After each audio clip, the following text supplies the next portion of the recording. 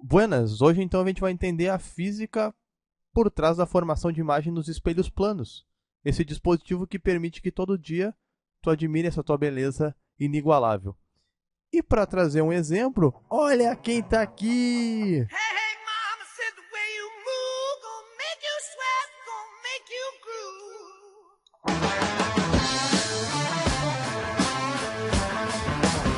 Sim, é ele, Robert Plant, o lendário vocalista do Led Zeppelin, numa das fotos mais WTF da história do rock and roll.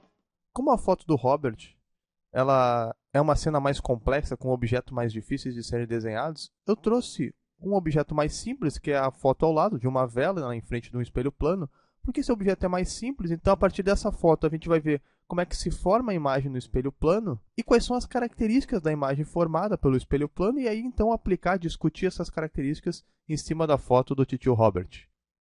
Então, para desenhar a imagem dessa vela da figura, eu vou fazer isso, obviamente, de forma esquemática. Eu vou trazer aqui o espelho. Está aí o espelho na vertical. Essas linhas que eu estou desenhando aqui representam a parte de trás do espelho. Então, a parte da frente, a parte que reflete os raios de luz, está à esquerda. Eu trago a vela, o meu objeto. Eu desenho ela em forma de seta para ficar mais simples a gente desenhar. E a gente tem que entender que o espelho ele funciona, ele forma a imagem a partir da obediência à lei de reflexão, que diz que os raios que incidem no espelho incidem e refletem com o mesmo ângulo. O ângulo de incidência é igual ao ângulo de reflexão, e a gente sabe que a luz se propaga em linha reta. Então, a partir de um mesmo ponto do objeto, eu vou traçar dois raios, tá? E vou fazer eles refletirem no espelho obedecendo à lei da reflexão. O primeiro raio vem perpendicular ao espelho. Ele incide 90 graus no espelho. Como ele incidiu 90 graus no espelho, ele reflete também 90 graus, ele foi perpendicular ao espelho e volta pelo mesmo caminho, porque bateu e voltou 90 graus em relação ao espelho.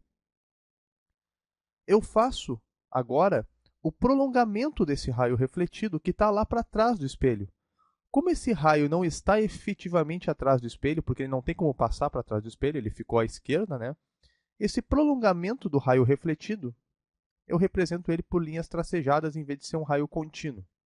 Esse foi o meu primeiro raio.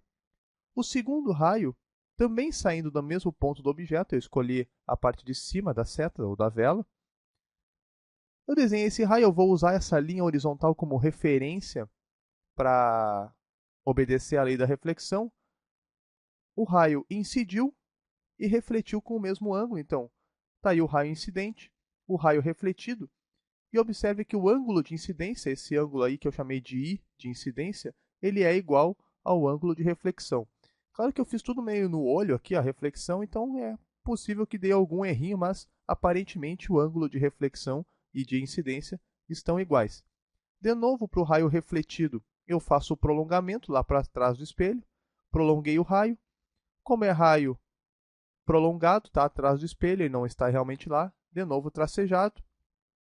E no encontro do prolongamento dos raios, porque os raios refletidos aqui à, à esquerda do espelho, do lado do objeto, esses raios refletidos jamais vão se encontrar. Mas o prolongamento dos raios, esses sim se encontram. E nesse encontro dos raios prolongados é que está formada a minha imagem. O encontro dos raios representa a ponta da seta. Os raios se encontram em relação ao objeto no mesmo ponto de onde partiram, a ponta da seta. Basta então fazer o desenho. Daí a minha seta ou a minha vela está formada a imagem lá atrás do espelho. Observando essa imagem formada, eu consigo ver claramente que a distância do objeto até o espelho, que a gente chama de DO, essa distância aqui, em que o objeto se encontra em relação ao espelho, ela é igual à distância da imagem até o espelho. É por isso que o espelho plano dá essa noção de profundidade, porque ele forma imagens que estão a uma distância do espelho igual ao do objeto. Isso aqui a gente pode ver na foto do Robert Plant aqui, ó. Os objetos que estão mais próximos do espelho se formam também mais próximos do espelho. O objeto que está lá atrás, como o abajur, o quadro, a parede, eles se formaram mais atrás. Então dá essa ideia de profundidade, por isso que o espelho plano mantém essa ideia de tridimensionalidade, porque ele respeita isso, fazendo com que a distância do objeto ao espelho seja igual à distância da imagem até o espelho.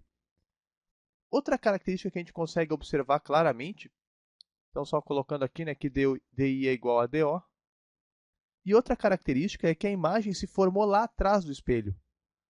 Como lá atrás não existem raios efetivamente lá atrás, os raios não estão lá, isso é uma ilusão de ótica, a imagem parece que está formada atrás do espelho, se diz que quando a imagem é formada por prolongamentos de raios, ela é virtual. Então a imagem é do tipo virtual. Outra característica da imagem formada pelo espelho plano é que ela sempre está na mesma orientação do objeto. Ela nunca vai ser formada de cabeça para baixo. Depois a gente vai ver um outro tipo de espelho que forma a imagem de cabeça para baixo. Mas o espelho plano sempre forma a imagem de cabeça para cima em relação ao objeto. Então se diz que a imagem do espelho plano é sempre direta.